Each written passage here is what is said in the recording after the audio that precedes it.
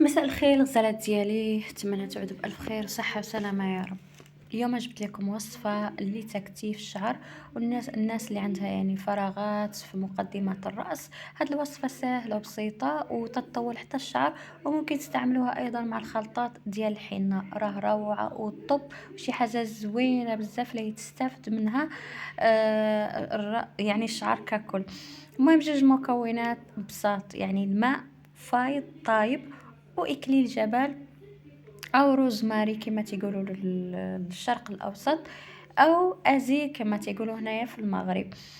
المهم تنحتاج ما طايب سخون بزاف، وإما يعني الروزماري إكليل جبل أو أزير طري، أو ممكن أنكم تجيبوه عند العطار يابس. يعني تنحاول ما أمكن أن نرقدوه في داك الماء السخون، وتنخليوه لين يطلص، يعني يطلق لينا مزيان في داك الماء. ياك تنقبضوه في شي في شي قنينه اللي ممكن ان نرشوا بها فروه ديال الراس، وتستعملوه بشكل يومي. ما تيخسر علينا والو، يعني ما فيه لا ريحه لا اي شيء، وزوين بالعكس الريحه ديالو زوينه. تستعملوا بزاف في المشويات، راه زوين بزاف.